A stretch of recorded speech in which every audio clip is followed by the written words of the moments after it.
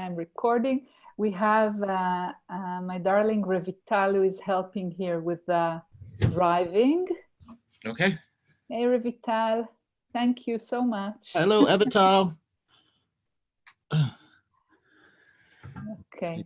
Hold on. Things we got to do for radio shows, podcasts. Power cords always are necessary. Yes.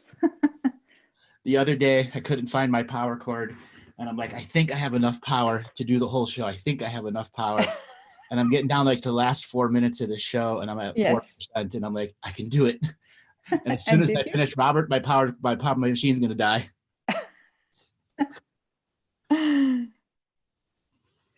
So we're going to ask everybody to turn your videos off, please. Okay. We're not going to be using video. And we'll be starting in a couple of minutes. We'll just let a few more people join us. Okay.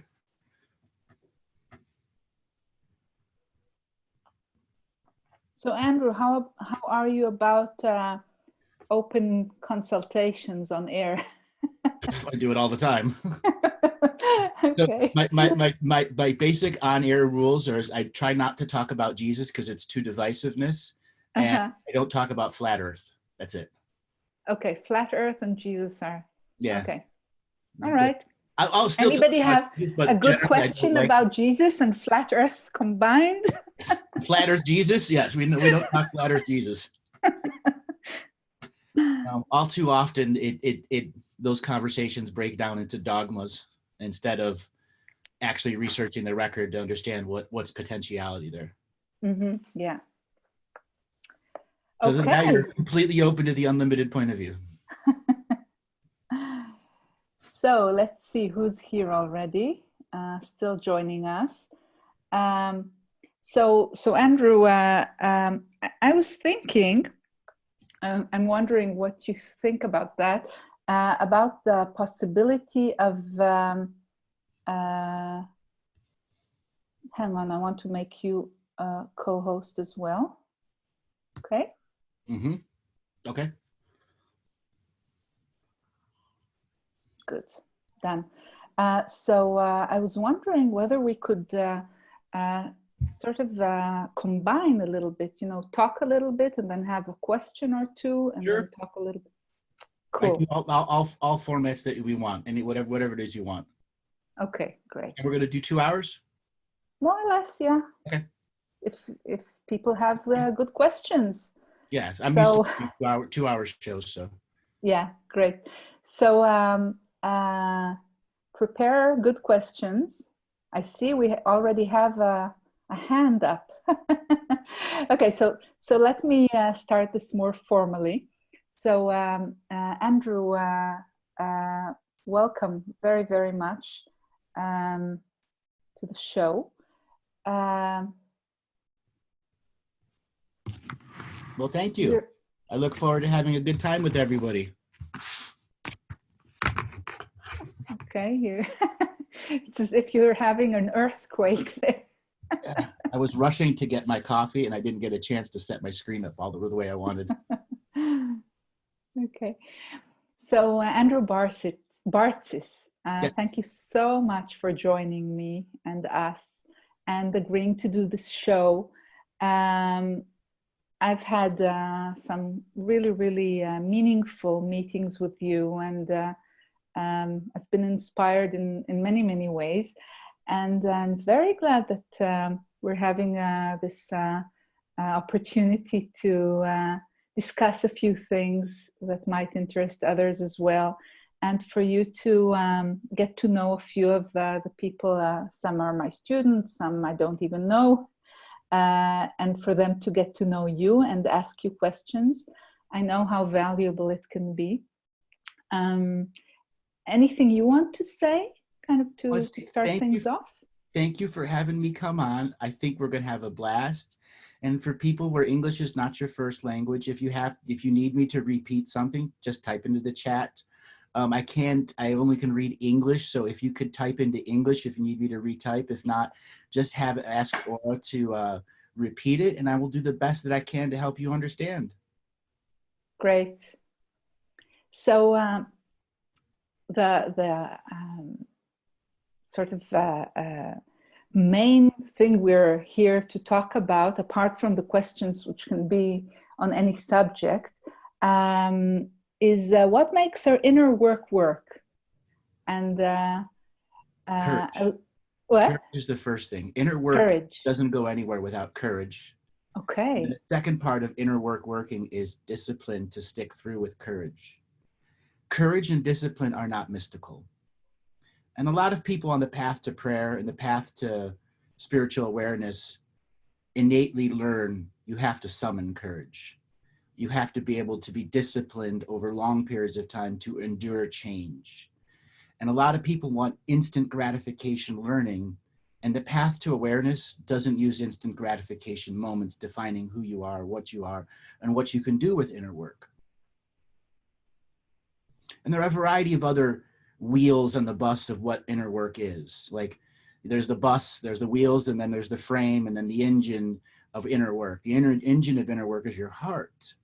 And for your heart to work with the wheels and the steering wheel and everything else that makes up the whole engine, which is, what do you believe in?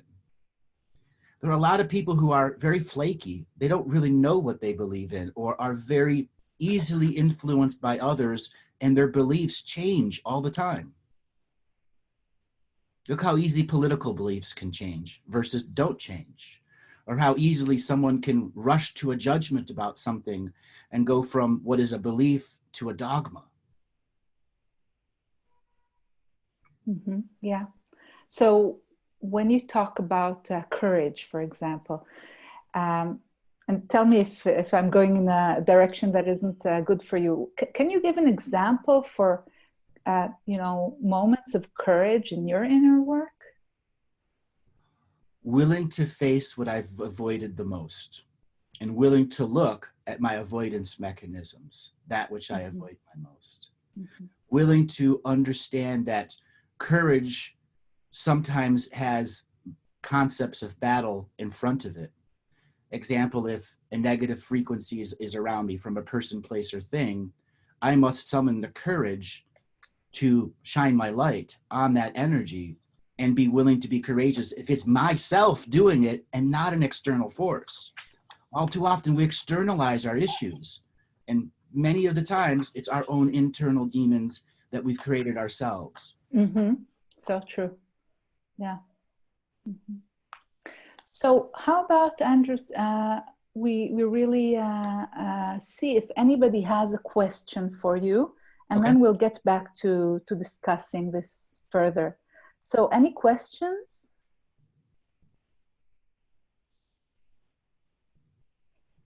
Somebody's asking whether it's going to be on air later.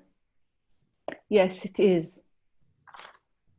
But it will only be your voice and name, probably. If it's a problem, you can type your question and we won't use your name.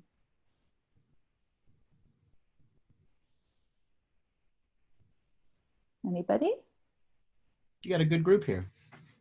Yeah, they're really good people. There are a lot more who will probably hear the recording. That's why it's so important, because at least 100 people said they were interested. Mm-hmm. So any questions already? I'd like more of a sense of what kind of questions.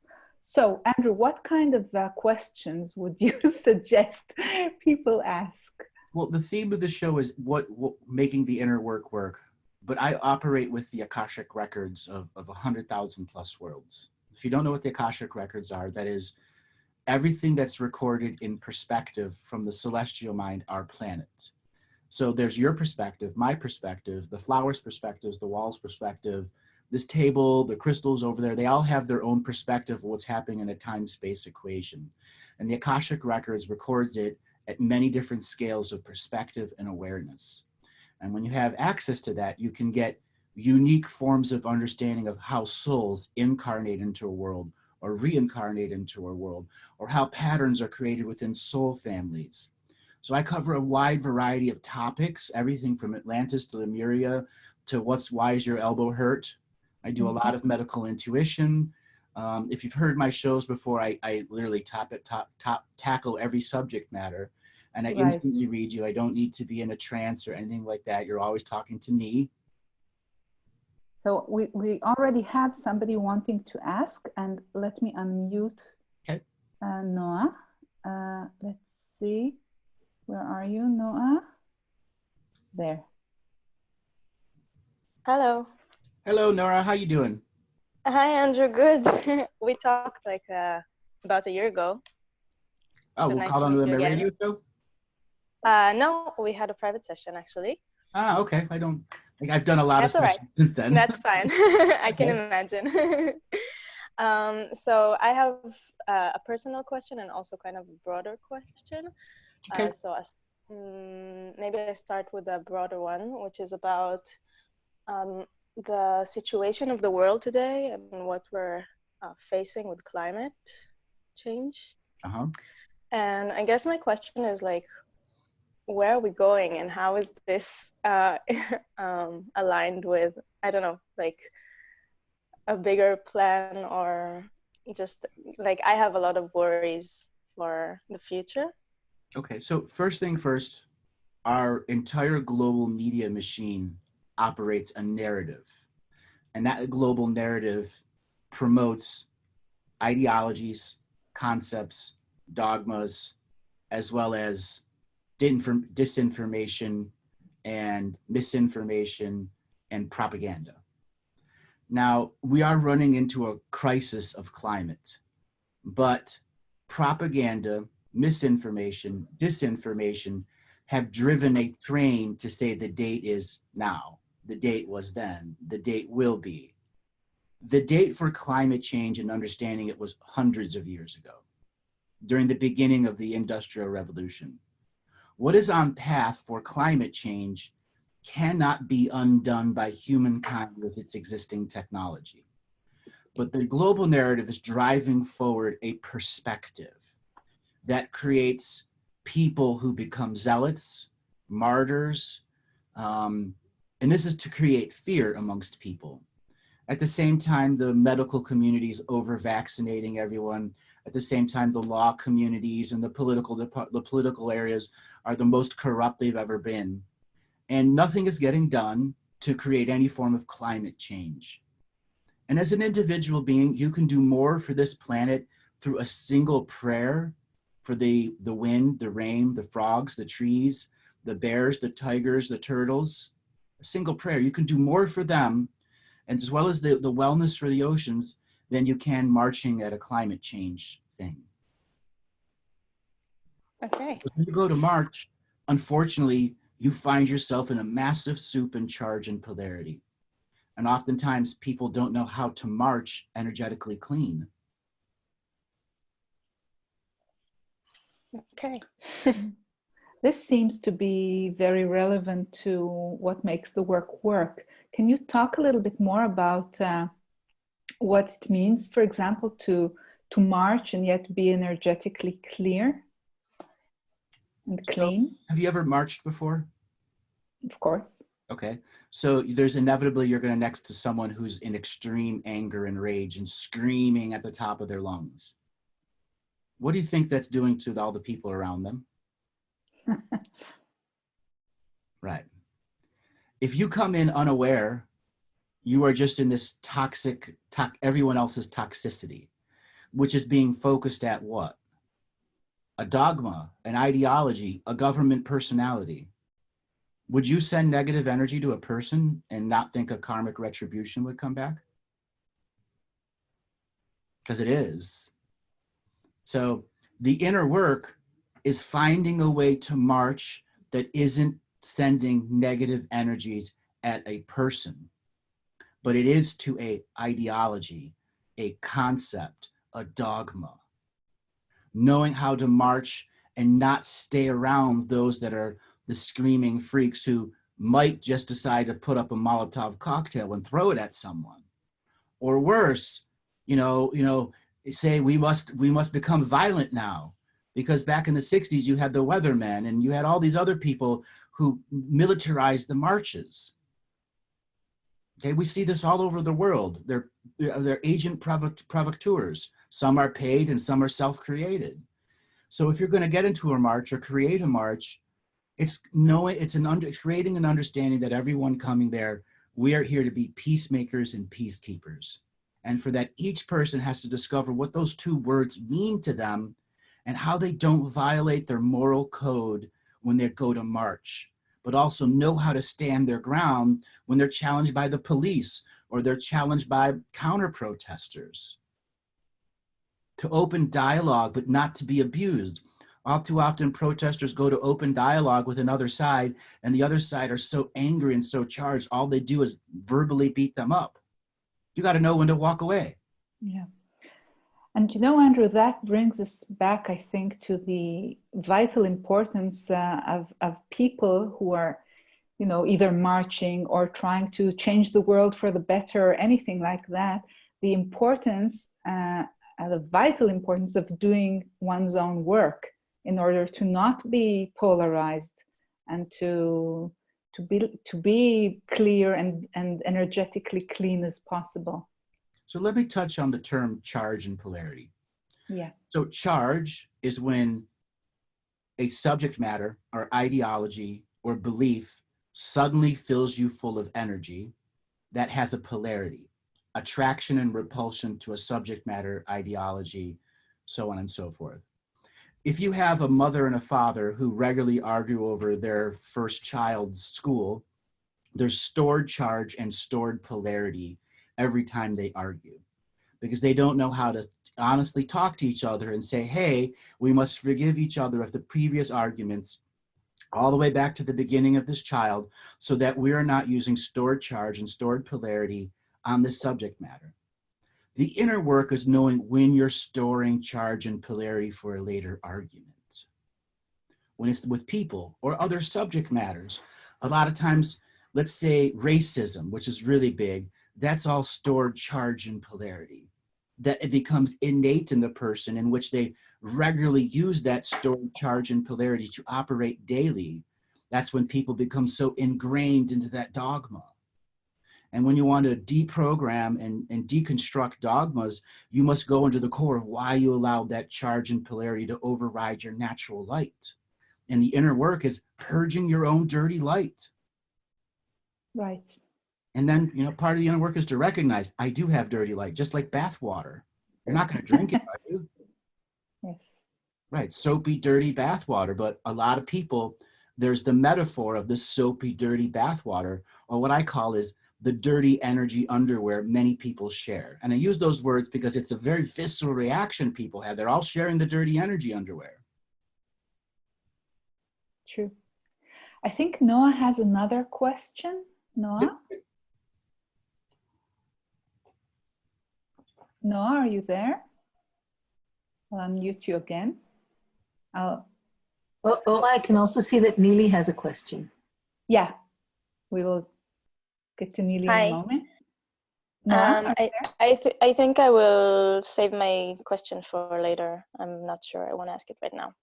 Okay, great. Thank you. So, Neely, do you want to ask anything? About something diverting from this subject of polarity and dirty energy. Sure. I would like to ask about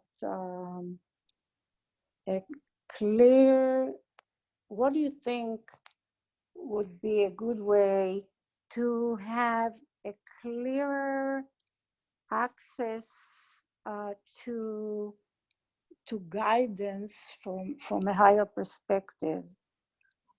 When you were talking about the Akashic records, my understanding is that you have an access and a knowledge about it, right? And what I'd like to have is a clear guidance, which it seems it's hard for me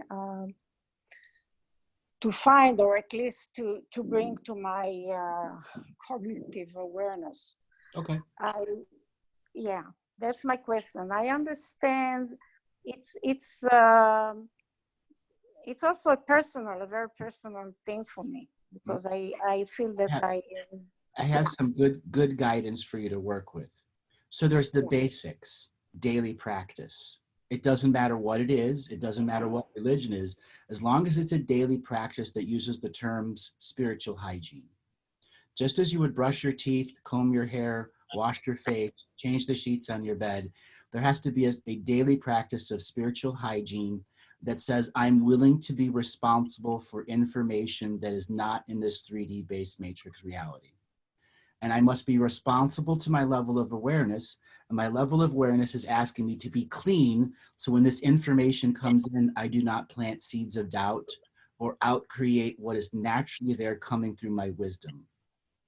The second part is, once you have a daily practice, you must regularly engage hindsight and foresight. Just as you would exercise to lose weight and to gain muscle, hindsight and foresight are a tremendous skill in trying to learn to read the Akashic records or have any form of psychic skill set. They're the most fundamental things that are built within our DNA. And hindsight, it can be as simple as picking up a picture from 1965 or going back to a memory and trying to clearly visualize it, clearly experience it. And foresight is going 1 minute, 1 hour, 1 week into your future. Like today's a Monday. You know what you'll be doing at 8 o'clock on next Monday? Most people have a guess, a really good guess. And then are you willing to write it down and to see, does your guess add up? So those two basic things give you a fundamental basis of exercise. Now, when it comes to guidance and getting guide, spiritual wisdom and information, we must learn at a deeper layer how to not water our own seeds of doubt. Example, many people who get into the spiritual practice and they have a guide comes to them and they go, am I making this up? How do I know I'm not making this up? Belief first. And when every time you're going, how do I know? You're watering that seed of doubt. And after a while, that seed of doubt blooms into a flower you keep looking at over and over again. You got to be willing to do inner work, which is pulling out the weeds of inner doubt, so that you don't fall back to doubt as the default answer and always are in charge and polarity with doubt itself. And we break doubt by asking ourselves in the moment, do I believe this? Am I actually creating this to make it up to deceive myself? And 99% of the time, the answer is no. I'm not here to deceive myself.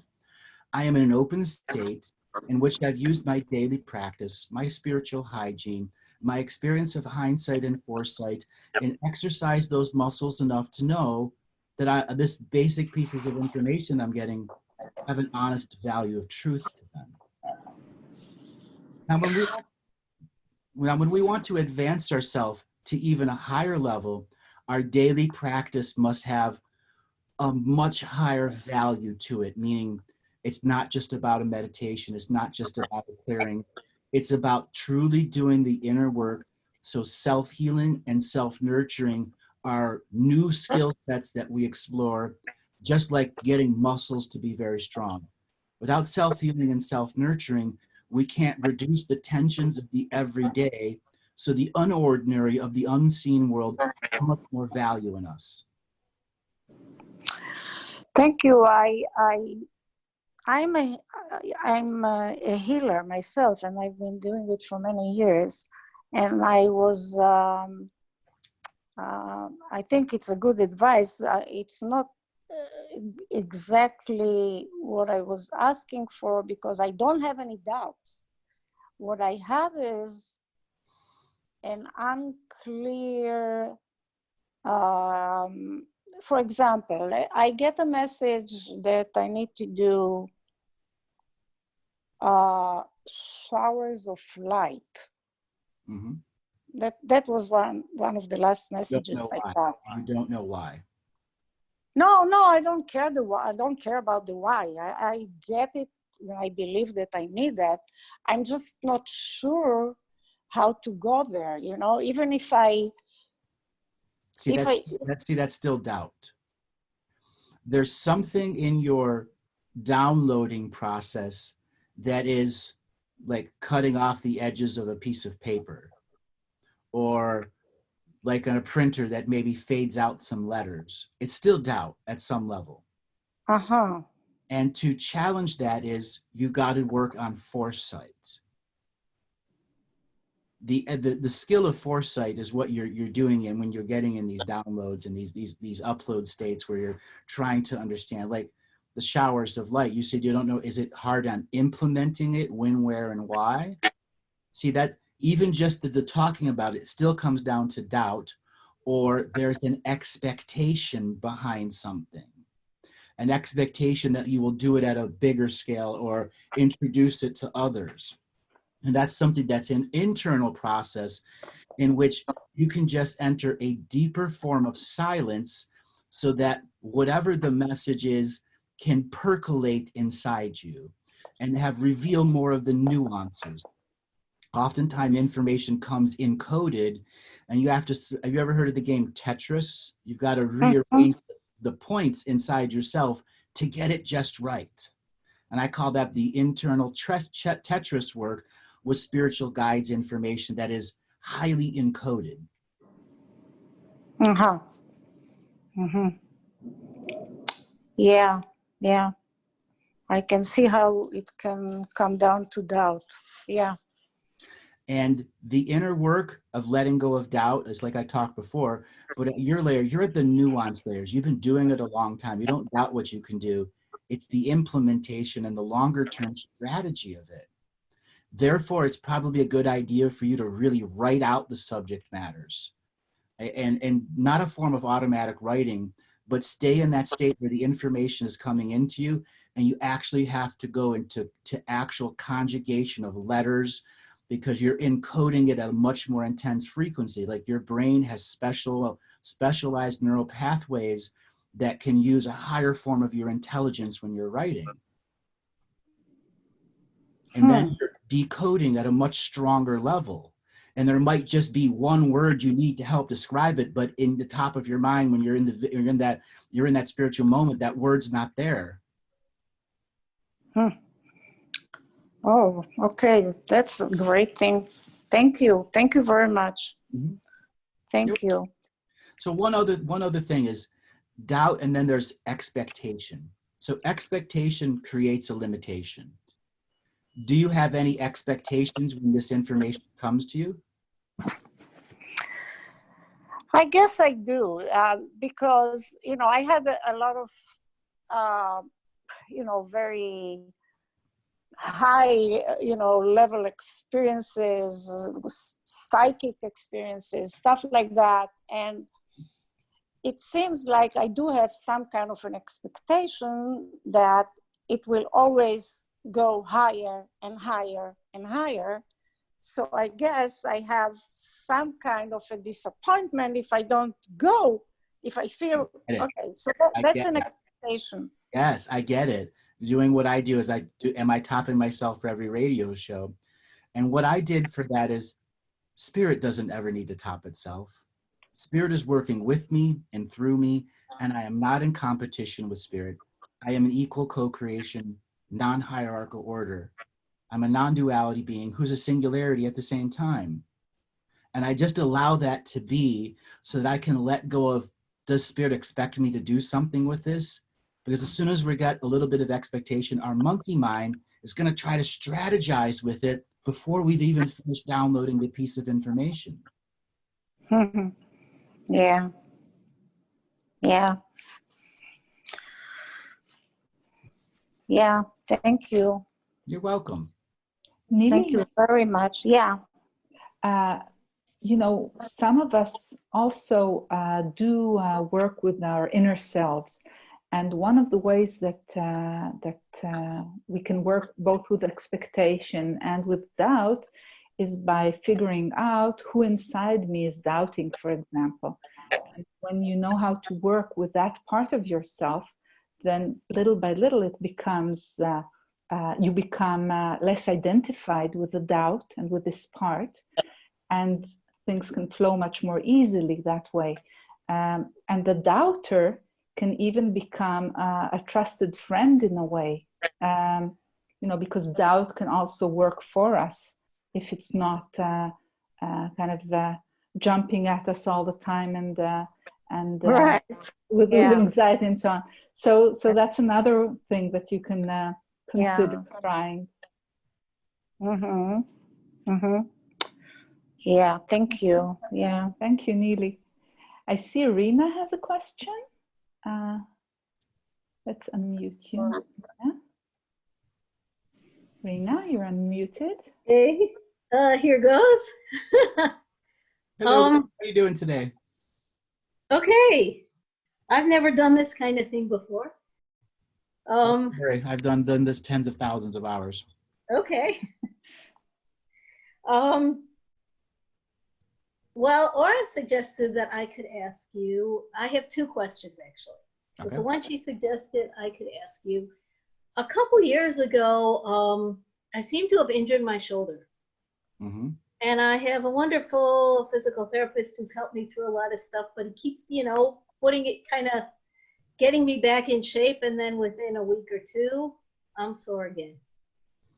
And Sore at the top of your shoulder, the bottom of your shoulder, the back or the front of your shoulder? It feels like it's kind of inside the shoulder on tight. Well, I can't.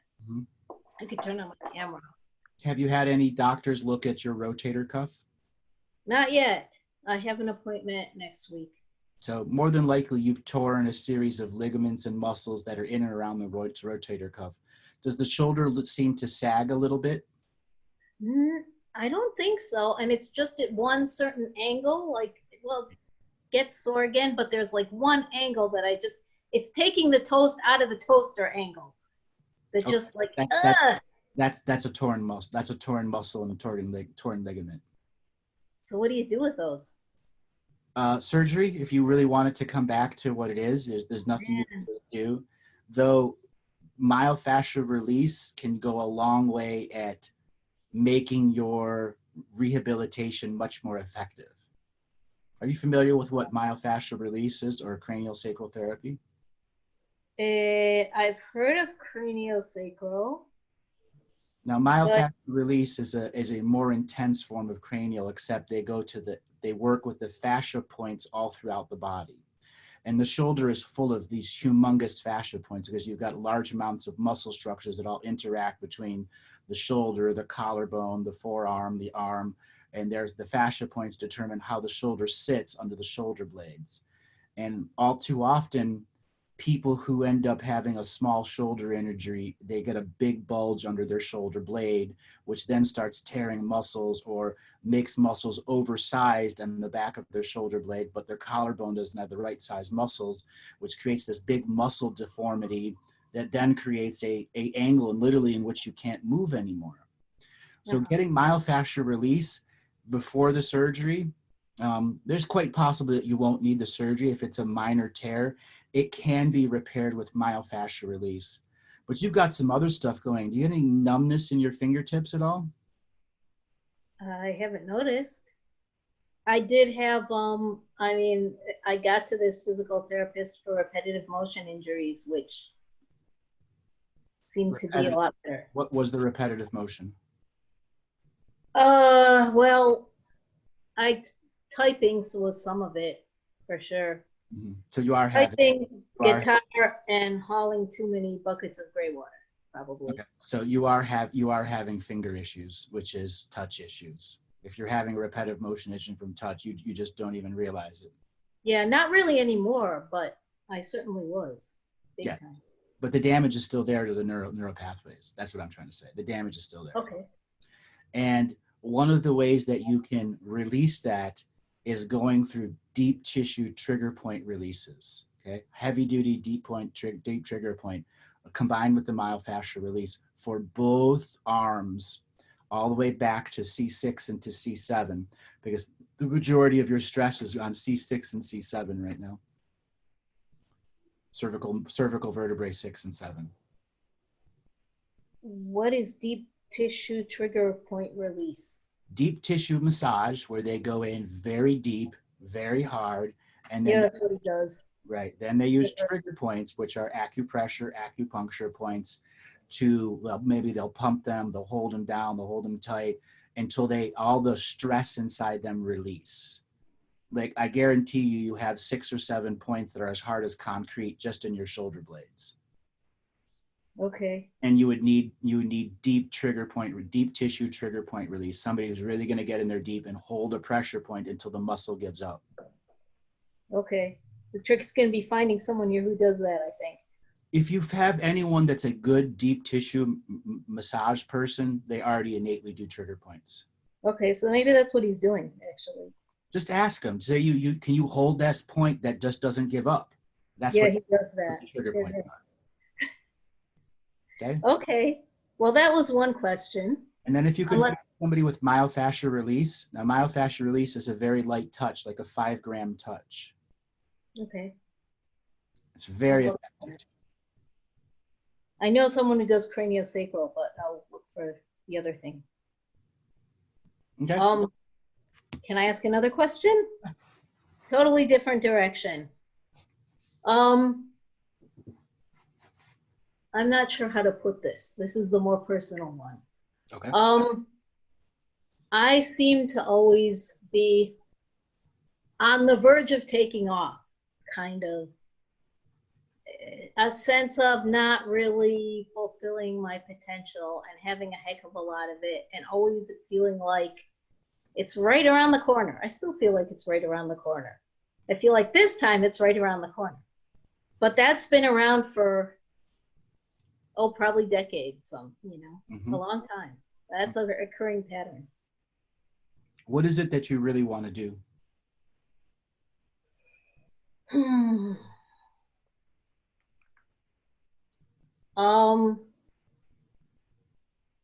I think I'd call it like teaching or priestessing of earth spirituality. So what stopped you from doing it?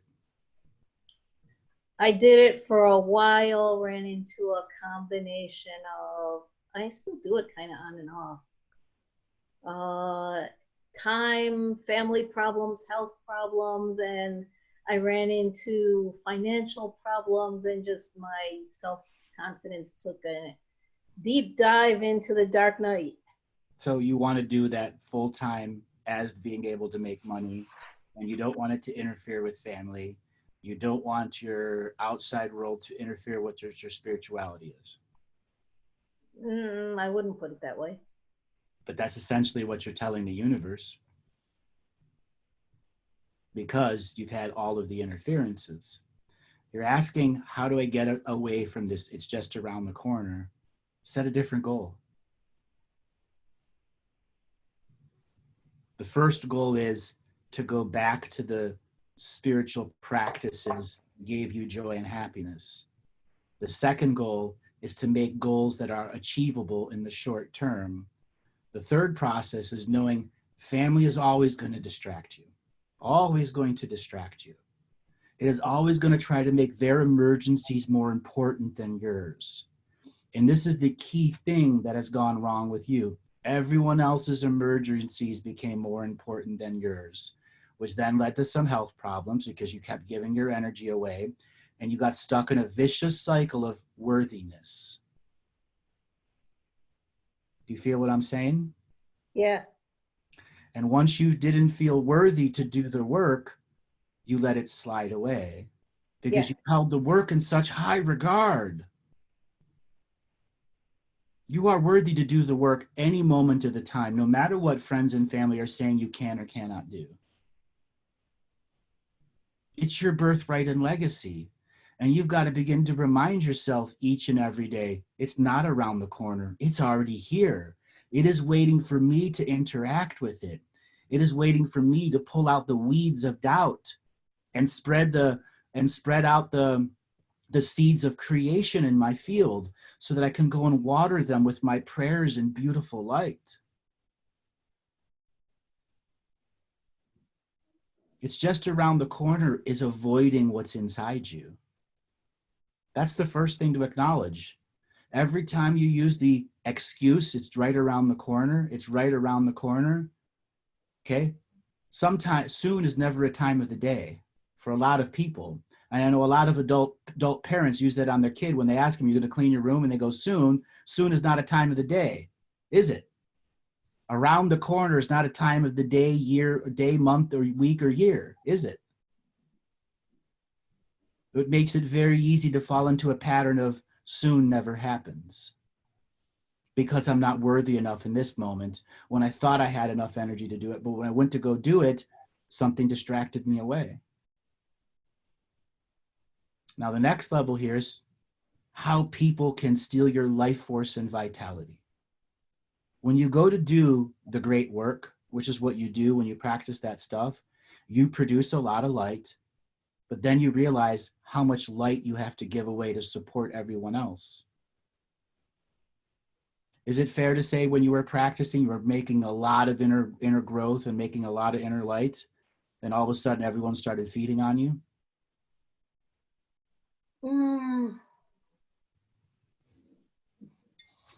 Back then, I'm not sure. You got fed on at some point. Okay. Okay. Can you acknowledge that? Yeah. That was, more recent, I would say. Yeah.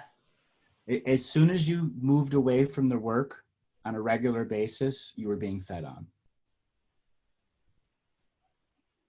And you have to see that there was a tipping point in you in which the work, the value of the work versus your unworthiness versus the emergencies of others, creating a tipping point in which you had to give away your light to others for their survival.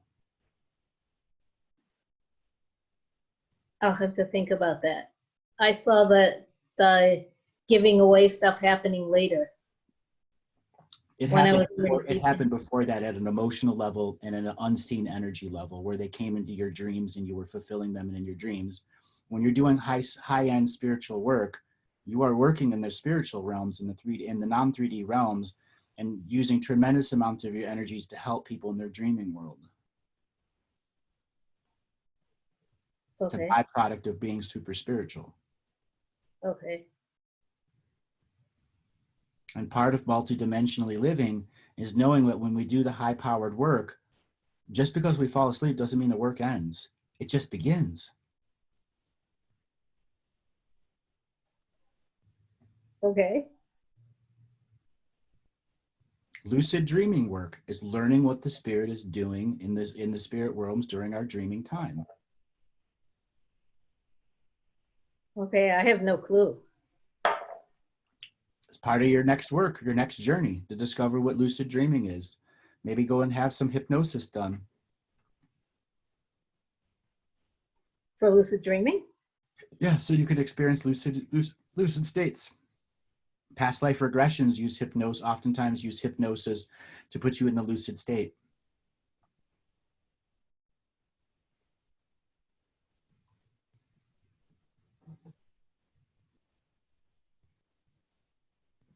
I'm writing it down. Okay. What do you do for a job? Oh, man. I'm a grant writer. You're a grant writer. Okay. Yeah, 3 days a week. 3 days a week. What is that? You've been doing that a long time? 4.5 years, unbelievably. Mm-hmm. What did you do before that? I went back to school.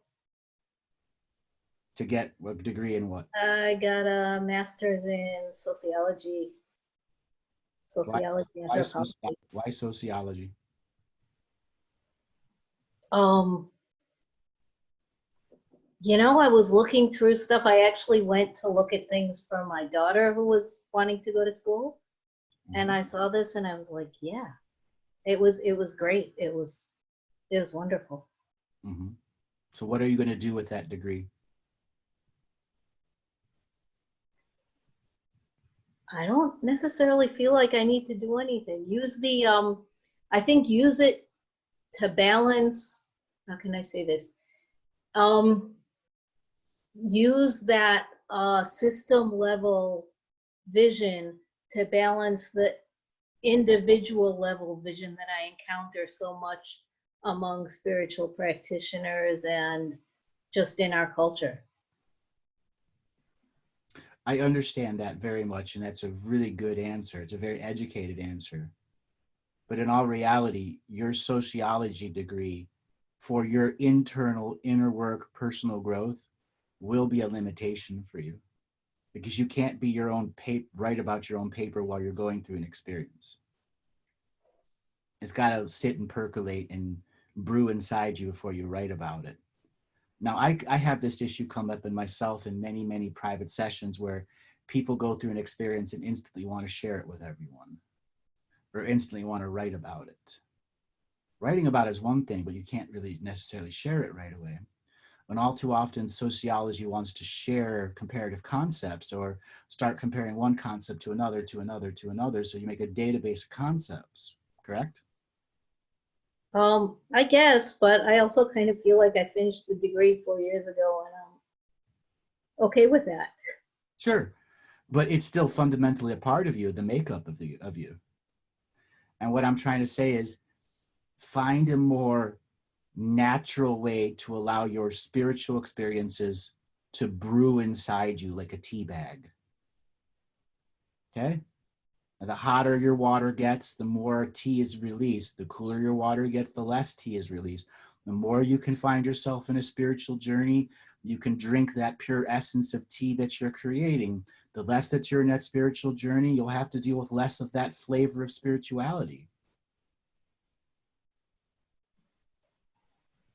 So that your learning process of what it means to be you isn't codified too early.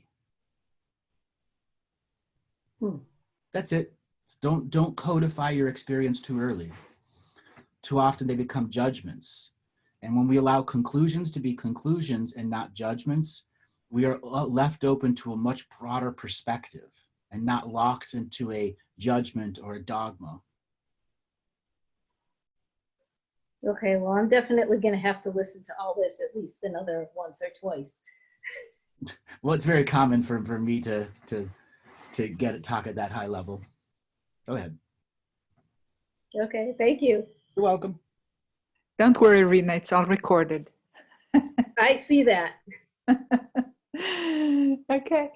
Andrew, anything else you'd like to say about what makes our inner work and what makes it not work so much? So let's talk about what makes it not work. Yeah, let's. Not giving it time. I agree.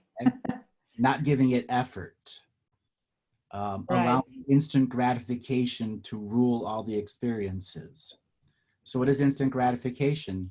I want my damn spiritual experience now. Where is it? I just did my meditation. Why don't I have a mystical experience? Right. All too often people have that attitude when they come to a meditation or they come to a spiritual practice that is supposed to be part of your daily, weekly, monthly, and yearly experience of doing it. Okay? Not giving effort. The next thing that doesn't make inner work is enthusiasm or enthusiastic effort to say, hey, I've got an inner issue with dealing with guilt or shame, blame, or guilt or sadness or depression. I know it's been there. I avoided it a long time, and I'm going to enthusiastically put effort behind the inner work and find joy at unraveling it. If you cannot find joy and happiness at doing the inner work, there are continuing and ongoing issues with self-love. What it means to give yourself back quality of life energy that says, I know that this process that I just did helped me change something. I didn't need to codify it through instant gratification. I feel lighter. And when the next time I come back, that lightness of feeling is going to put a smile on my face, and I'm going to be able to do it more and more and more. And I will not become a zealot or a martyr to doing the work. That's the next thing that makes our inner work stop working. When we become zealotous at a cause, it's my way or the only way. This is the only way to do it. Or you're stuck in an obsessionary way of doing it. And then martyring, when you're martyring for other people's causes, you're doing an inner work that really is about resolving other people's stuff. Okay? All too often healers end up dealing with everybody else's junk, but don't deal with their own. That's martyring yourself for others.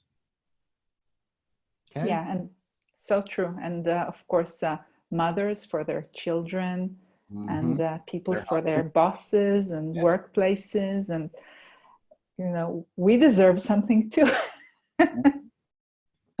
So those are the basics and intermediates of what makes the inner work not work. The other thing that is a really common thing that people have a very, very hard time is they have some inner traumas that they are on full denial or full avoidance of. Everyone has traumas, be it from birth or from mom and dad or from your cousin Charlie making fun of you. Whatever it is, we've got inner traumas. And we must be willing to go and look at our pictures of our life that are from your 3rd grade, your 5th grade, and look for the person that has the fake smile. Everyone has a picture where you know that's a fake smile. That's not my real smile. And part of the inner work is identifying our fake aspects of ourself, the ones that are on the fake it to make it process. Sometimes fake it to make it works. And there are other times fake it to make it. You've made it, but you faked your way all the way there, and you have no belief that you've actually made it and can't endure the change. So we got to be willing to face those core issues of avoidance, those core issues of inner traumas. If you've ever had bouts of nightmares, it's still affecting you to today. It really is, until you've gone through some form of traumatic release from it, because the body stores the charge and polarity, not the mind. Sexual abuse, okay? That's, or any kind of physical abuse and harm, it creates post-traumatic syndromes in a lot of people. And you've got to be able to do the inner work, which is, I need someone to help me, or I need someone to help me get it out of my body through a practitioner like craniosacral, myofascial, Reiki, whatever it is, or be willing to go and learn those things so you can do it on yourself. Okay? Other people have experienced hauntings, ghosts that have tortured them when they were young, okay? Which then put a frequency inside you. It's very common for ghosts to come after you in the future. And then you're always looking external. Something is always after me, which is paranoia. You got to be willing to tackle the obvious issues and not gloss them over. Okay, and then all too often people are in their own echo chamber, hearing their own words, and they get lost in spiritual ego, and they're what I call an enlightenment trap. They're trapped in a state of enlightenment and will never go above it. But they believe they are constantly raising. We all know people that are like that. We got to be willing to look at ourselves and turn off the echo chamber and go, am I a little disconnected from the world in the way I believe? This doesn't mean I have to conform to the world, but I've got to adjust the way I see things and react to them.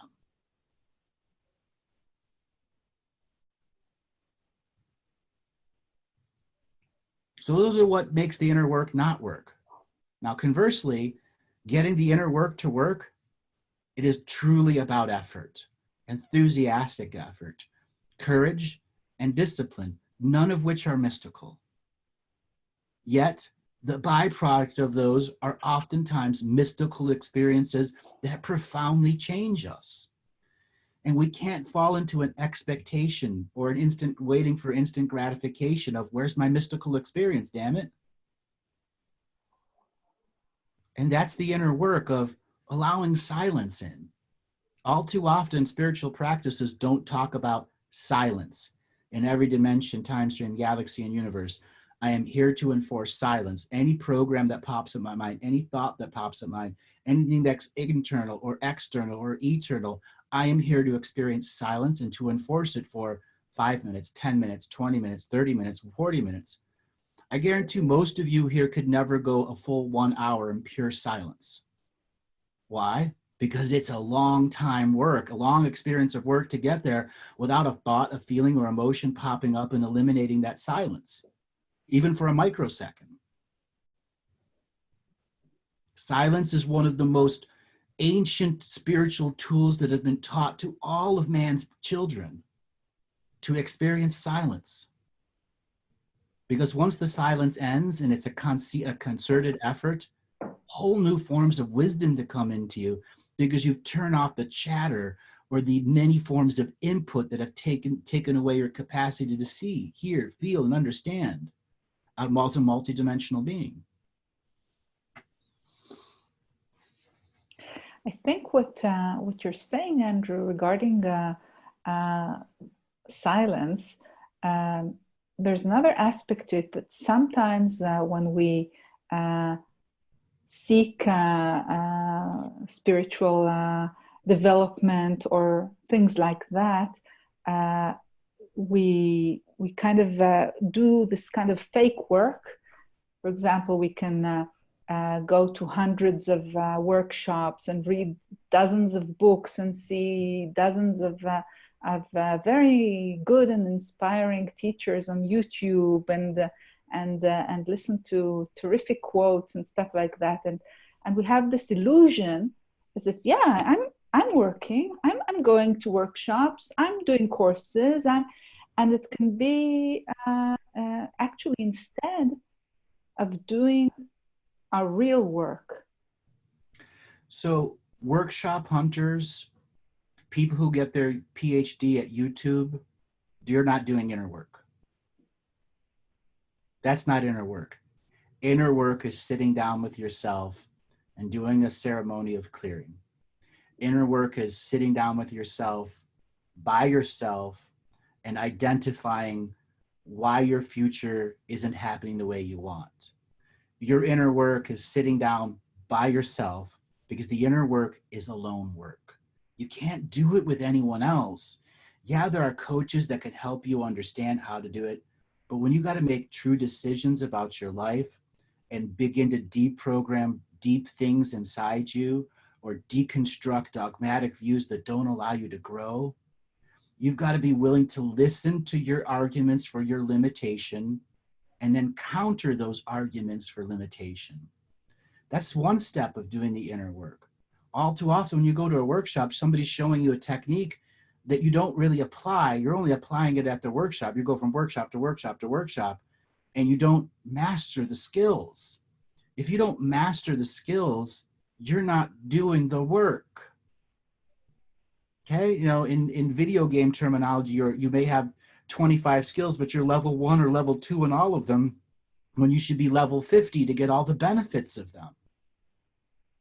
Meditation is one skill, and all too often people just meditate, and then they're missing a whole other aspects of that concept of what else you can do with your spirituality that isn't meditation. And there are other people who are stuck in ritual and prayer, and that's all that they do, and they don't do any form of meditation. That's great, but you're still a one-trick pony. And humans aren't meant to be one-trick ponies. You have the unlimited perspective. You have the a la carte belief system in front of you. Whatever works, use it in the moment of now. And don't feel guilty about doing it. Yeah. I sometimes recommend for people to, and myself as well, of course, to be a kind of, I call it a loving detective. Yes. And a sensitive spy, sort of to really engage all these abilities that can be devastating if they're not loving and sensitive. But if they are combined with love and sensitivity and care, they can become such wonderful tools, actually. So really actually becoming experts on ourselves, on what works, on what doesn't work, and on what we see and what we don't see, and even who to ask. You know, if we really do need some external help, which we often do, then kind of it makes it much more possible to little by little find the way. So expert in yourself, such great words. The journey to be an expert of the self is not easy. It requires supreme confidence in yourself. Supreme confidence that doesn't have overarching ego subjects, but still allows the ego to be a part of it. because the ego is not just a survival tool for the mind. It's something that can give you sharp wit about yourself. The ego may create your arguments for limitations that are really defined, but you have to use your sharp wit in an ego format to counter the ego's ego. Example, we had a caller before that said, you know, it's always around the corner. That's an argument for your limitation. I'll wait until the corner's turned before I make more action. Or other people who are avoiding, let's say, trauma or abuse. I'm not worthy to do it. Whoever did this damage to me, you know, did it on purpose, and I'm still harmed from it. Instead of, I am worthy of clearing this trauma so I don't have to experience it anymore. Learning how to counter those arguments those arguments for limitation and trauma in the moment of doing the inner work and reclaiming your authority to be you. Vitally important. And we're talking before about the people that go from workshop to workshop to workshop, but don't actually do the inner work. They're the fake it to make it ones. They're the fake it to make it. And they really lower the overall potency and power of a good community because they're not really doing it. They're just there for show.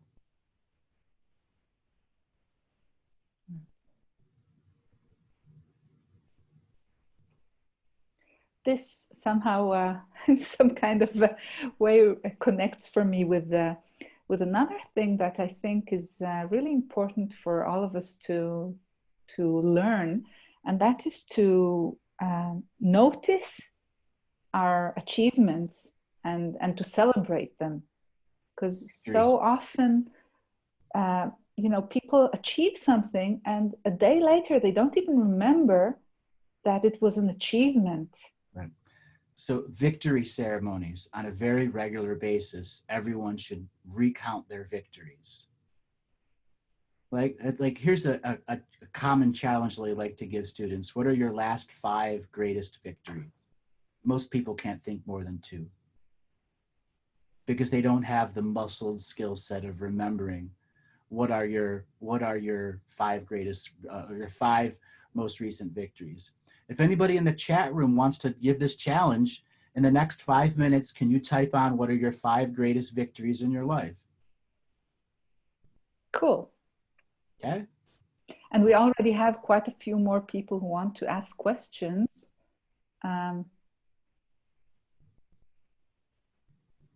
So as we continue, you can try that. Okay, hold on, let me pull the chat room up. Yeah, most people are writing in Hebrew right now. Can I ask about the migraine attacks that my daughter suffers? Yes, but I'd like to ask you a couple questions about what they are like. So Nurit, I think that was you asking that. So let me unmute you. Nurit. Nurit, there you are. Hi. I wanted to ask not about migraine, but about my backaches, which very much limit my ability to do anything because I cannot walk more than 5 to 6 minutes. I have to sit down. If I have to stand on a queue in a grocery shop or wherever, that's impossible. How long has this back injury been going on for you? It's bad for the past 2 years. I've been trying several treatments, including what you said about recognizing some traumas, because I did have, and speak them out, and to no success. Do you have an actual diagnosis from the doctor of what's wrong with your back? Yes, it's called spondylosis or spondylosis, some problem with my 5th or 6th. Okay, I know what it is. I know what it is. Okay. Oh, okay. So is it fair to say earlier in your life you were very suppressed by men? Suppressed by, I guess, my father, the first man. Did you have very difficult menstrual cycles when you were young? I didn't understand your question. Menstrual cycles. Did you have difficult menstrual cycles? Oh, yeah. Okay, so my advice for you is to understand that you're in chronic pain. When you walk, do you bend over like your head has to look at the floor? Yeah. Do you use a cane? I use a folding chair. Okay. And you have to bend over when you're walking with your folding chair? Not for the moment, from the first moment. After about 5-6 moments of walking, then I have to bend or sit. Your chronic pain is at level 10 all day long, and it's been that way for a very long time. So do they have you on any kind of pain medications? Yes, I take something called Lyrica. I don't know the English version for this. I know what it is. And after a while, that drug can be challenging for you. It can make you not exactly clear-headed at times, which is why you're holding yourself over when you're walking, because the pain's outdoing the medication. And have they recommended any surgeries for that? Yes, they did, but I don't want. They recommended either surgery or a injection, epidural. Yeah. And on the injections? I don't know. I don't want neither of them. I want some kind of other treatment. Well, right now there are no other treatments for what you have. Okay. And I gotta be brutally honest with you. There is a person in you who's living with pain and beating yourself up that you're not worthy, and you absolutely need to go and see the doctor. And you absolutely need to get rid of this attitude that you can't do the surgery. You absolutely need to get rid of the attitude because you're not walking anymore and you're in pain every day and you're not thinking straight. Yeah. There is no over-the-counter remedy. There is no psychic formula that's going to cure your back. You have a structural malfunction in your back. And you're going to break your back one day from the level of bending over that you're doing with your chair. Quite literally. Do you want to walk the rest of your life? No, I thought I can have someone, some kind of spiritual treatment. There is no spiritual treatment that's going to fix what you have. Mm-hmm. I Period. see. You're at a point where it is your own belief that I can only have spirit heal this, which is just having the injection, which will get you out of pain. And when you're out of pain for a whole year, you're going to think whole differently. You're at a level 10 pain factor every day and don't even know it. That's why you walk the way that you do, and you can only go 6 steps and you're out of breath. Your adrenal glands are burnt out from that. Human beings were never meant to live in that form of pain. My dad has the exact same issue that you do. Okay? Okay. And he did the injections and then had the back surgery and got an extra 7 years out of walking. He's 84. Okay. How old are you? 65 almost. Okay. My dad got an extra 20 years out of it. Okay. You're at an age, you're 65, you're a young woman, and you should not be allowing yourself to act like a 90-year-old. You need to have a suck it up, buttercup moment and say that I need to let go of these dogmatic beliefs that spirit will heal my back. No, it won't. It will not. Chiropractor ain't going to fix you either. Really? No.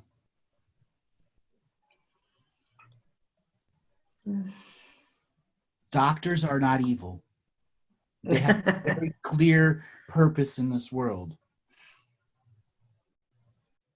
And what you have absolutely fits because you are already at a level 10 pain factor.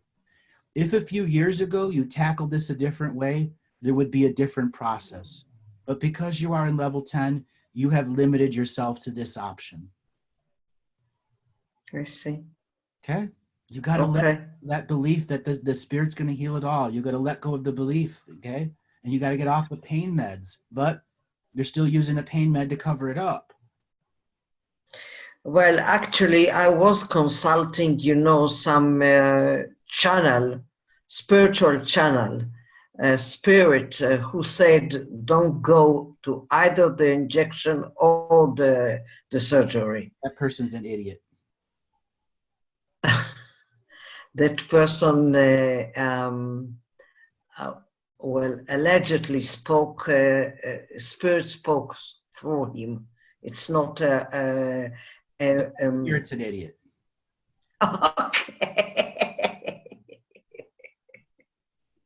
Okay? Okay. I run into this all the time. People that have come to me that have been living years or decades in level 10 pain and are crippled from it. And they're waiting for the next pill or the next this to fix it. If you did it years ago, there were other options, but you've waited this number of years and the body is degraded to the point that you are. You're a young woman in your 60s. You shouldn't be bent over with a scooter chair.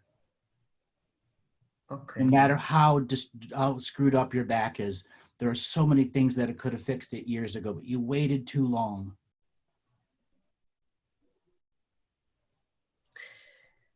Okay, thank you very much. And the byproduct, you're welcome. The byproduct of waiting too long is your options are limited. Okay? Okay. Don't be afraid of back surgery. Embrace it. Go and do the injections. Embrace it. Get your quality of life back.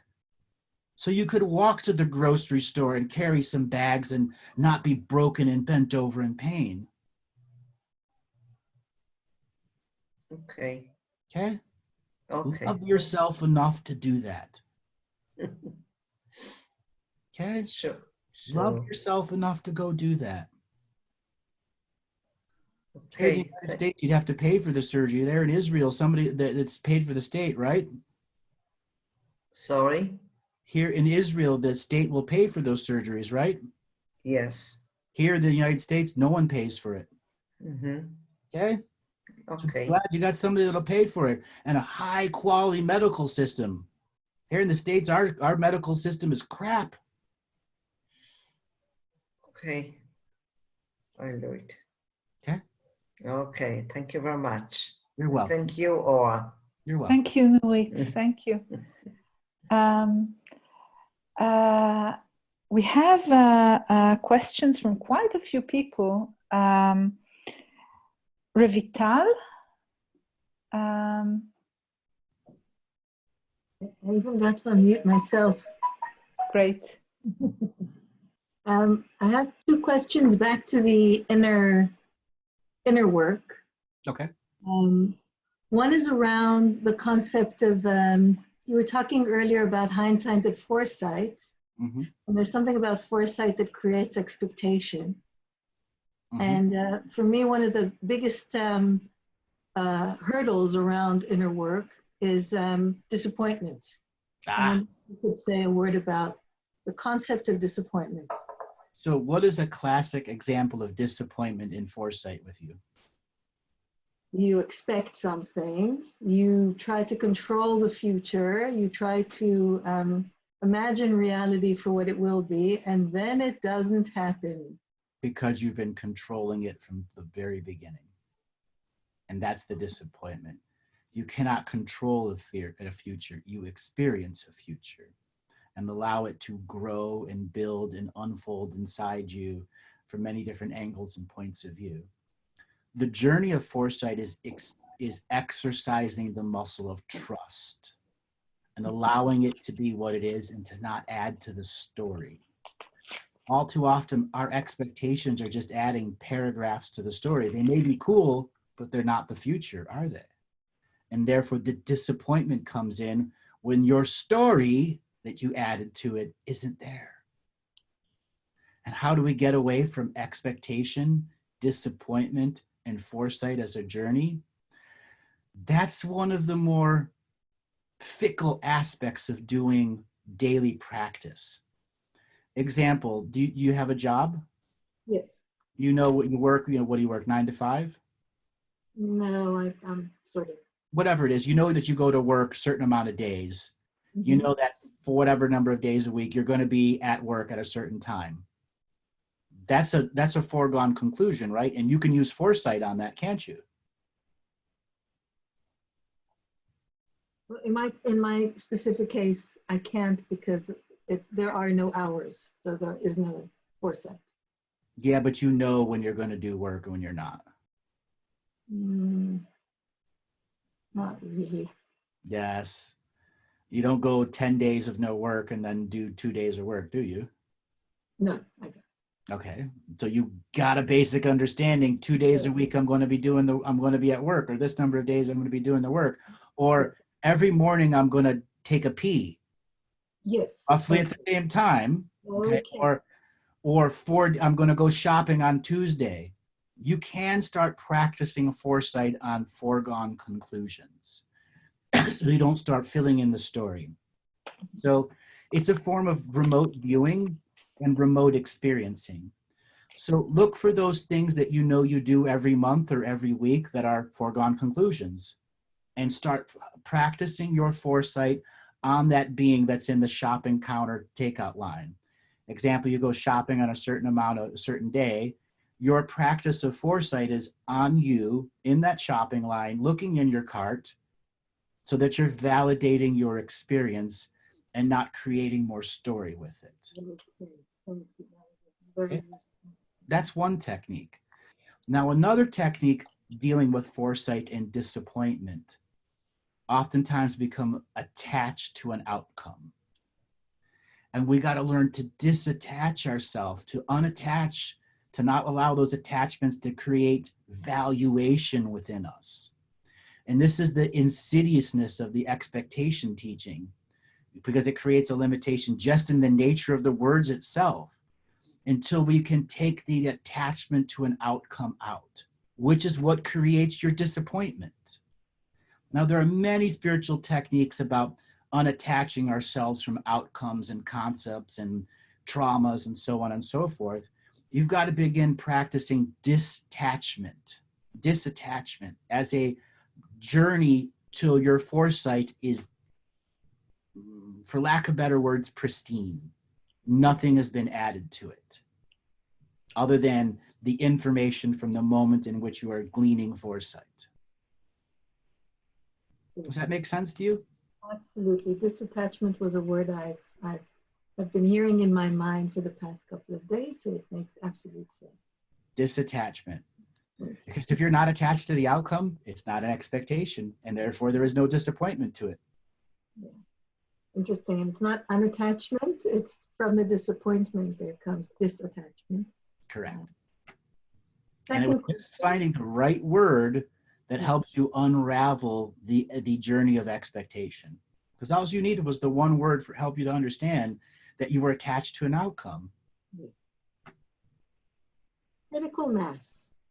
Yes, and a tipping point too. And a tipping point.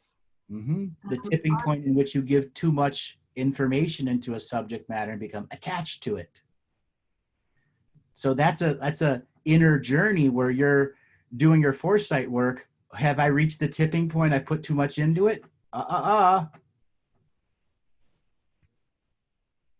then I wonder if the whole idea of impacting consciousness, impacting others, creating a crack in consciousness, creating critical mass in terms of inner work, is that a relevant approach in your opinion?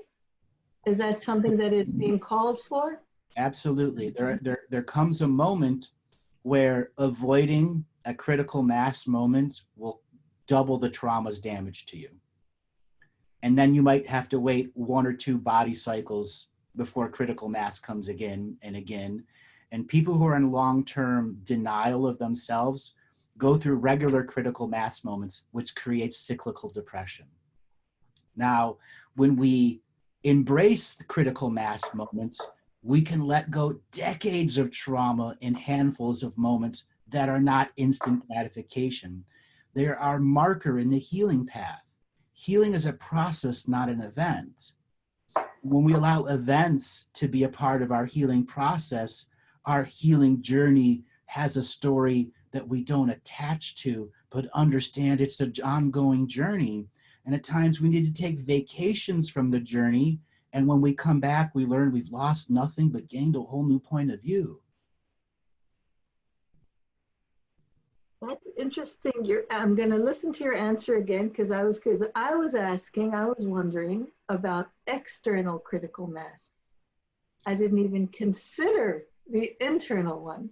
So now external critical mass, I will use this metaphor. Other people's emergencies become more important than yours, overriding your will to be you in the moment, or other sources of data input, television, radio, music, whatever it is. An external source is broadcasting to you, and you're reaching a critical mass of, do I adhere to the external, or can I turn off the external and allow my internal to divinely create itself?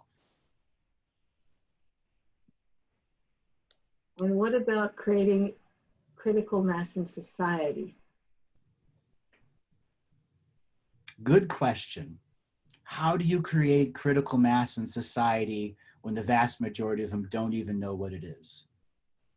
Well, that's where you come in, Andrew. So there's a fine line between doing your work and then your work stepping on the journeys of others. Example, there are pieces of information that I could say that would step on another person's journey because they have to learn it themselves. Or if somebody doesn't want you to tell them how to do something or doesn't want to hear a type of information because it's not in their belief, we're not there to constantly educate them. We are here to be self-illuminated. And our presence, our potent presence, and our ability to be present in our body is in itself its own critical mass through others observing us. And therefore, our potent energy in our body can create tipping points and critical masses in others without us knocking on their door, giving them 10,000 pieces of information, flooding their email, or forcing them to come and look at your Facebook. Okay? Interesting. Okay. Thank you. Leading by example and not being attached to what other people say, do, feel, or hear about what you're saying or doing or experiencing. If they're a signature frequency match, then they're a signature frequency match. If not, it's okay. Let them go. It's their journey. You are not responsible for them. The biggest lie in all of the light worker communities is that this is a collective awakening. It isn't. It was never meant to be. It's an individual awakening to your greater source connection.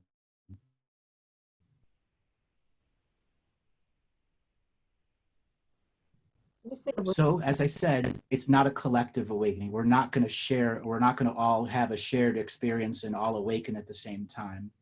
It's not going to be a tipping point and a critical mass. The aliens come down and convince everyone to be free and to let go of the negatives that are going on. You're not going to have a global crash when suddenly philanthropy and the aristocracy come down and want to fix everything. Individuals must come to their own individuated resolution with what karma is, was, and will be, what dharma is, was, and will be, what they are and is, was, and will be, as an extended journey into self-illumination, self-awakening, that's separate from everyone else's experience, because your experience is completely individuated than everyone else. Your journey into reclaiming your authority, your journey into reclaiming your sovereignty, your journey into having your inner work journey is your journey and yours alone.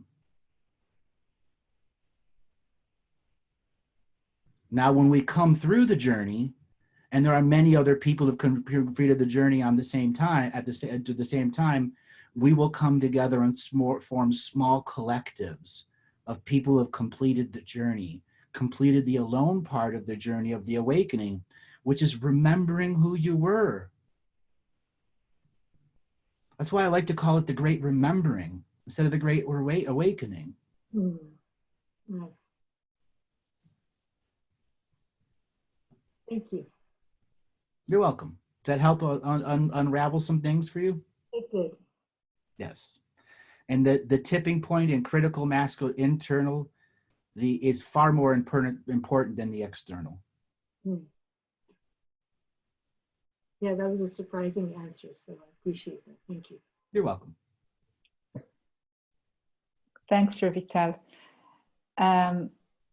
We have a question. By the way, we're doing this. There are many, many people who want to ask, and I'm trying to do a kind of, in Hebrew, it's an hagrala. So right now we're going to have Yael. Yael, I'm going to unmute you because you asked how it's going to happen. And now you should be able to talk with Andrew. Hi. Hi, how you doing? Hi, Andrew. I'm so grateful to hear from you. How are you? I'm doing great. How you doing? Wow. Long story. I will try to make it short. Okay. I just came back from US and Mexico. Something happened to me in Mexico. I start to bleed from my wound. I'm bleeding now for 2 months already. The doctor really cannot help me anymore.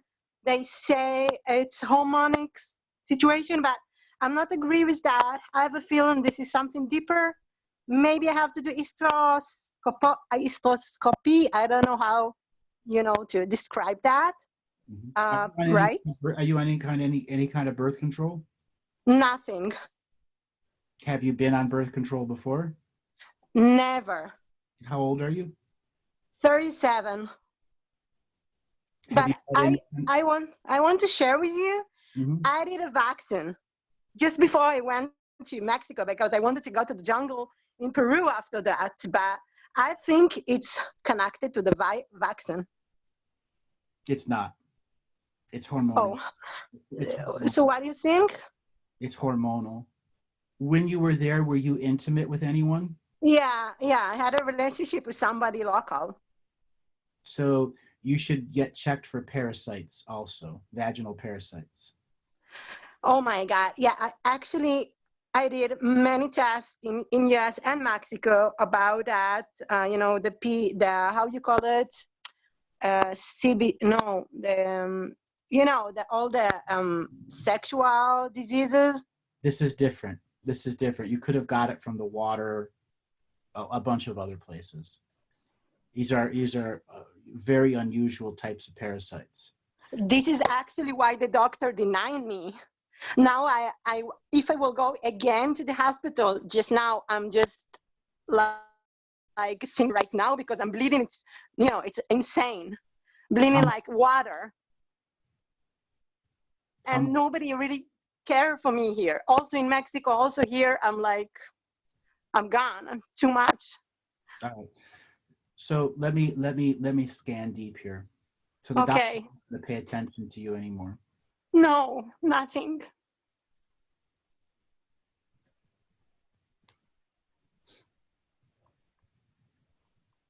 Just give me a minute here. Let me scan these. Okay. And you were intimate with a local person there? Yeah, in Mount Shasta.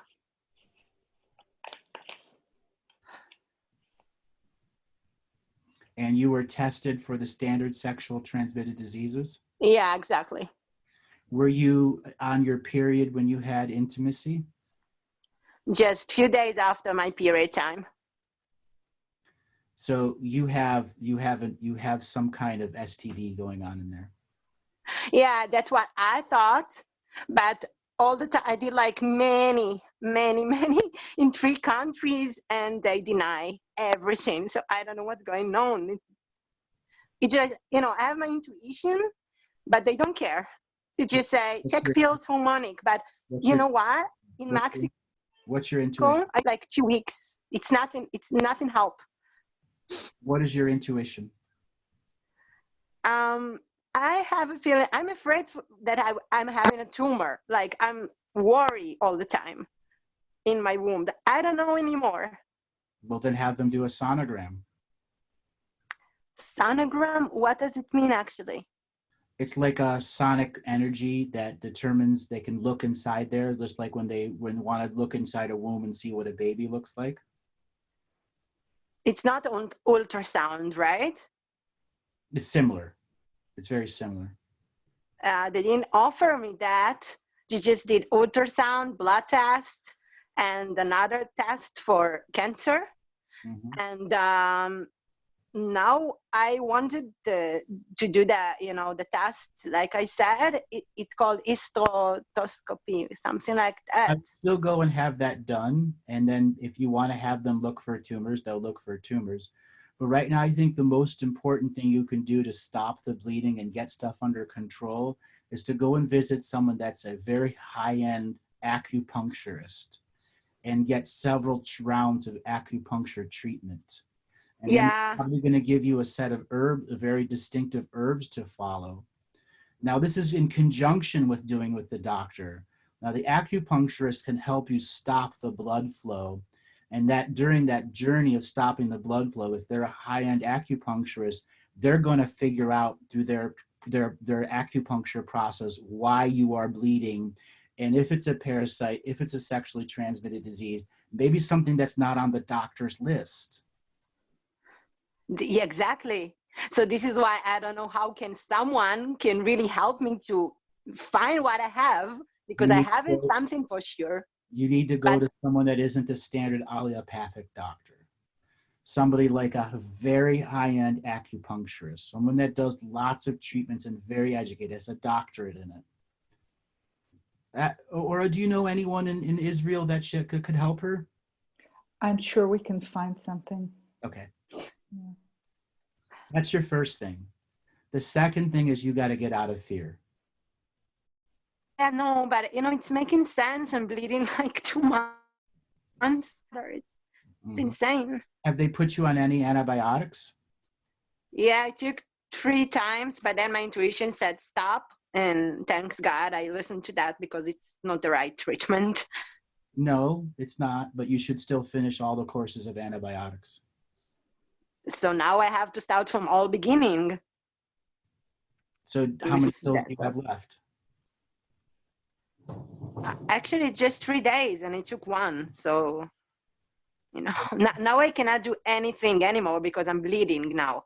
So it's more about it bleeding than it's like somebody need to help me to stop bleeding. This is what the doctor do, it's like miscarriage, but it's not. So they have to clean all the womb now from the blood. It's surgery. I get all that. I understand. I get a lot of people come to me that have very similar situations to you. So you got to get out of fear. As long as you're in fear, you're going to exacerbate all of it. This is where you've got to do some inner work. Okay? Are you mistrusting yourself for having that intimacy in Mount Shasta? It was, I felt like I can trust this guy. Okay. Forgive yourself. Forgive yourself for going through this experience. Do some full-on blanket self-forgiveness for going through this experience. So whatever shame, blame, or guilt's in the background can't create this fear in you anymore. Okay. Try like 2 days of solid, an hour or 2 each day of self-forgiveness, so that you can start dissipating and releasing some of this fear that's got a hold of you. Okay, the next thing is there are spiritual processes in which you can connect to your womb, in which you do a meditation, in which your goal is to bring your mind, your monkey mind, and your heart into your womb. Oh, I just did it today. I paid a lot of money to one woman that did it just today. Yeah, I'm doing that from time to time. not time to time anymore. You're bleeding really bad now. Yeah. You should be able to do it 1 hour to 2 hours a day, maybe an hour in the morning, an hour in the evening. Yeah. And not be in fear when you're doing it. Right now, fear is distorting you. I know, but it's like, it's exactly like someone burn someone and say to the woman, don't fear, but she's pain. The thing is, you've been bleeding for so long, you probably have a full-on urinary bladder and UTI infection going on too. And it's quite possible you've got a UTI infection that combined with something else that the doctors don't know about. It could be a blood parasite. It could be a variety of things. Exactly. So who I turn to ask if the doctor don't help me with that. The person that has a doctorate in traditional Chinese medicine. That's who you turn to. Okay. Yeah, I actually have an appointment tonight also about that subject. So I'm actually on the track. It needs to be a high-end one. And if this person's just a common, they need a full-on doctorate practicing years and have been dealt with this type of stuff before. Okay, because traditional medicine people, TCM, they have a very different way of diagnosing what's wrong with the body than the allopathic medicine people. Okay, you may need some really serious cupping, some really serious moxibustion. You probably have pathogenic cold all over your body and don't know it because the amount of your bleeding, and that you do not want to catch chills. Like, you find yourself getting cold often? Of course, yeah. My iron got lower and lower because I'm bleeding. Right. So getting cold is horrible for you. Once you get cold, you make it worse for the whole body. Yeah. Yeah, but now it started to be much more like actually today, it started to be much more than yesterday. It's like, it's getting high and high in season. It's not all the time so much blood. Today it's more. So it'll change. It'll continue to change based off of your emotions. Okay? Yeah, I know. That's why you got to get out of fear. You got to start some type of de-fearing your practice. You need to be able to create. Okay? What gives you the most amount of joy and happiness in your normal life before you're bleeding? Listen to God, seeing places like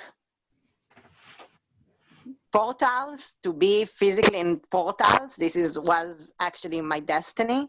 Mm-hmm. This is why I went outside from Israel to see that. But now I know what makes me happy, just specifically places in Israel when I can be while I'm trying to see what I have now. Okay. Unfortunately, you're in a situation where you're bleeding a lot, and that's not going to work. Okay. So really getting out is going to be a tough scenario. To go out from Israel right now? Yeah, of course. Yeah, and just to the corner market. Okay. No, actually, I can go all the time. Actually, I drove yesterday 10 hours from the south to the north, so I'm okay by that. I just don't want it to go. But do you know how dangerous it is to be bleeding really bad and driving? No, I don't know. That's just not smart. I had few flights by bleeding. You could easily pass out driving that way. Okay? Okay, yeah. I've been told that, but people test me outside of Israel if I could fly, and they said I'm able to fly. So now I came here to heal myself. I'm trying to, but then the doctor is ignoring me, so I'm started to think exactly like you said by my own intuition that it might be something like parasite that their test don't see that. So it's like I'm stuck in between, like nobody really see me. Well, you got to get over that, because that's creating fear in you right now. Okay? Yeah, also. Mm-hmm. A clear channel of information will come once you start getting out of fear. That's the first thing you have to understand. Go see that the TCM practitioner. Now, one other thing to understand, you need to have a different form of happiness and joy in your life. So what I can recommend is if you can find somebody that has a stand-up comedy place. Have you ever been to something like that? Yeah, I know what you mean. I also find it inside of me. This is what I'm trying to do lately. This is what makes me happy. So you need to actually like get out and have horse laughter, deep laughter, because you got some serious energy hanging over you. Yeah. You can do videos, but it's really good when you have other people in a crowd at the same time. Yeah, I know what you mean. So those are my recommendations. Traditional Chinese medicine, do deep forms of release and meditation, get yourself out of fear, and clear answers will come. Okay. Thank you so much. You're welcome. Thank you. God bless you. You're welcome. Thank you. Okay. We have some time for another person, I think, right, Andrew? Mm-hmm. Rakefet. Where are you? Rakefet. Okay. Hi. Yes, you hear me? We Hello? can hear you. And what is your name? Rakefet. It's a cyclamen. Okay. What question do you have today? Yes, I'm developing a kind of diagnosis and healing method that is connected to color. And I wanted to ask you a little bit about the Akashic records, because I heard about it and I got a feeling that I can have a little bit of information there from my method. So okay, what's the nature of your question? How is it possible to, do you teach how to connect to them, or where can I learn about it? Can you tell us a bit about it? So yes, I teach how to connect to the Akashic records. I have a 6-week online course called Living the Mystical Life Daily that you can get to at my website, andrewbartzis.com, which is a journey into prayer, self-healing, self-nurturing, opening yourself up to bigger concepts so big forms of information can come to you. Now, a big part of the Akashic record is we live in what I call a 7-color experiencing world. Our physical bodies can experience up to 50 colors of time. The journey to the Great Awakening is experiencing what I call the 8th color of time. And part of reading the Akashic records is knowing there are many more colors beyond the 7 colors. And each color encodes an experience or a leia from an era of history or an era of light. And when we allow different eras of history and light to have a specific color, we can have a deep understanding of how it impacts a soul family or a soul group or a migratory pattern that's going from the ocean of awareness into the sea of consciousness and then manifested into a soul family structure in a world. Now, the Akashic Records is a vast recording of everything experienced at different scales, here at the local planet, the local galaxy, the local star system, the local galaxy, and the local universe. Those are all different scales of the Akashic Record. And they're a part of a giant web that connects these different scales in dimensions and densities. A density determines how much a soul frequency is in a physical body or a physical space, and allows it to have multiple simultaneous experiences as part of the past, present, and future living being. And then the dimensions determines how many individuated beings you can be with density in many different places and spaces that use a different form of time. Like here on Earth, we use Roman numeral time. On Mars, they use another time. On another world, they use another time. Their frequency of time is based off of their perspective in their solar system, which is a star, going around a galactic central sun, creating grooves like a radio, and you finish a galactic year and you start a new year, but each individuated planet within the galactic year has their own sets of years inside it, which is an understanding of the Akashic Record scale in which we move. And when we read the Akashic Record of this world or our ancient past, we aren't using Roman numeral time in the ancient past. We're using different frequencies and colors of time, sometimes 8 or 20 colors of time frequency that help us understand where the being we're observing or the experiencing the thing that we are, where we are in the galactic time or universal time. And adding color helps encode the experience. Mm-hmm. And you think the Akashic records are a good place to look for more information about it? Absolutely. Absolutely. Yes. They're the unlimited records. It's a matter of learning to ask the questions in the right way, do the proper form of research so that you can begin to discover what other beings and places and spaces have done before, especially other versions of yourself. Okay.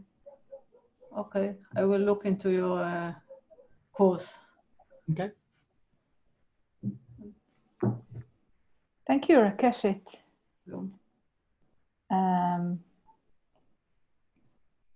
Okay, next is Tali.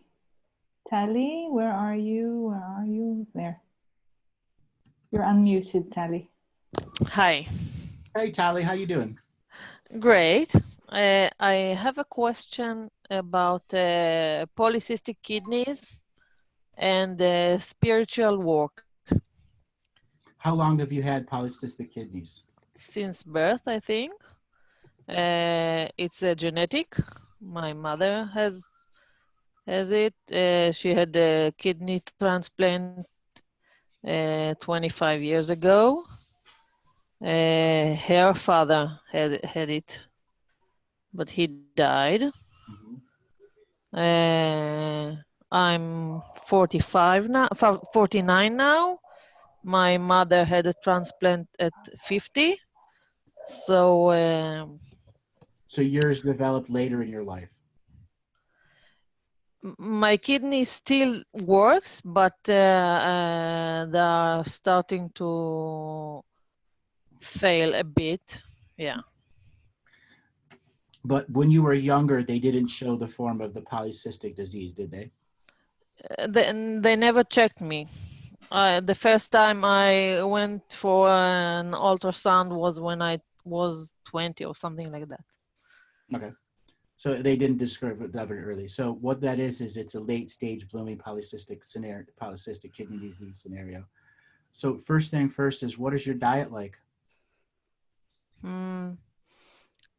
I don't know. I eat mostly everything. There were times that I was almost vegan. Sometimes I almost paleo. I don't know what to do. So the worst thing you can do is go all vegan right now. That's the worst thing you can do. The second thing is you're going to want to do an extensive gut clear out. Have you ever done colon cleansings or colonics? Once, yes, long time ago. Once is one colonic, or did you do a bunch of them at once? No, just one. So you're going to need to do about 15 colonics. Okay. 3 a week, 2 or 3 a week. When done over 5 weeks, 5 to 7 weeks. Now you're also going to need to do a kidney cleanse. Now, the reason I'm telling you to do colonics first is because you have a lot of internal mucus layers that are holding all forms of toxins that the kidneys can't process anymore. So part of being human in this world is we have all forms of toxins that we naturally create as a human being, and then stuff that we take in from our different foods that trigger our genetic irregularities and flaws to start having cysts that are forming on your kidneys, which means you can't process fluids anymore. So what you really want to do is clear out the intestinal tract and start over with a brand new probiotic micronome inside yourself. Okay. This is why I'm recommending you do the colonics, do a probiotic restart, because you're going to get down to what's called the black water, where the lowest layer of mucus layer in there. Now, you said you've done the paleo diet. Were you strict with the paleo diet? No. So I would recommend that you become very strict with the paleo diet. Really? Very strict, yes. Okay. Will give you the most amount of energy to help heal. Now, the next thing is cannabis legal where you're at? It can be. So I have to ask. I'm not sure I'll get a prescription. well, if not, people may have it for you. Yeah, I know. I'm saying. Now, this is the tough thing. You need to ingest it, but you also need stuff that's high in CBD. Are you familiar with what CBD is? No. So CBD is called cannabinol. And it's a way that it's what this does is shrinks cancerous tumors and cysts. Now, you can buy CBD oil in pills on Amazon, but the key is you actually have to have some form of THC in your system to absorb CBD. So you need to go on the same type of treatment style that cancer patients go on when using cannabis. Okay. You need a 10-to-1 ratio of THC to CBD. Okay. Now 10 THC and 1 CBD? No, No. 1 THC, 10 CBD. Okay. Yes.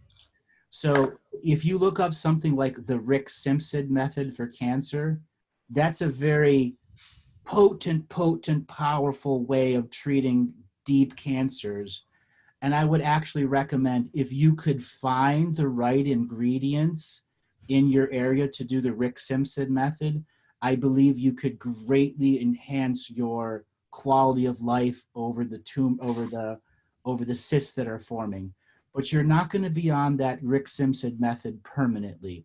You're going to do it enough just to reduce some of the symptom processes and reduce the cyst growth. Maybe a month on the Rick Simpson method. Otherwise, you're going to find another way, which is local cannabis, where you can smoke it or eat it, and then find CBD pills to keep the high levels of cannabinols in your system so that you reduce the cyst growth. Okay. Now, in the United States, you can get what are called cannabis suppositories, where they're little beeswax pills that go up your rectum, and you instantly absorb the THC and CBD right into your blood system through a rectal suppository. That is the most effective way for you to treat your kidney disease. So Okay. it's a little experimentative, and you could find your own cannabis or grow your own and learn how to extract it into an oil and make your own suppositories. You would then be on a long-term care for yourself, which wouldn't cost you an arm and a leg. Okay. Okay. Tali, I think I have a connection for you for that Rick Simpson oil thing. Ah, great. I'll call later. you. Yeah. Okay. Thank you. Now, again, the Rick Simpson method is going to make you a little loopy. That's a lot of THC you're taking, okay? A lot. Mm-hmm. And you may have to learn to adjust how much you're taking so you can normally function, okay? Because if you don't regularly smoke and don't regularly inject it, you're going to be loopy for a few hours, okay? And hungry as hell. Not good for my diet. No. Okay? And just learn to be really strict with your paleo. Okay? Okay, I'll do that. And then colonics. Those colonics will force your kidneys to flush, your gallbladder to flush, everything to flush. Okay? Great, yeah, thank you. Never heard of it, yeah. Are you familiar with somebody named Dr. Hulda Clark? No. So she has a very unique parasite cleanse called the Hulda Clark Black Method. And a lot of times, polycystic kidney disease is because you've regularly experienced groundwater parasites. In the area you live, have you had any form of questionable water over your life? No, I don't think so. No. You have, you just don't know it. And that's a possibility, yeah. I would highly recommend that you do the Hulda Clark parasite cleanse. Okay. Okay. Yeah. Okay. Yeah. Thank you. You're welcome. It was very informative. Thank you. Great. Have a great day. Thanks. You too. Thanks, Tali. Okay, Andrew, there are so many more people who have questions. I've got to end the call today. I've got private sessions that I got to go start to do. Yeah, I know. So perhaps you'd like just to tell people how they can contact you, both for private sessions and for free shows like this. Sure. You can go to my website, andrewbartzis.com, BARTZIS.com. You can also contact mpa@galactichistorian.com. If you'd like to book a private session, that's my private personal, I'll type it into the chat here,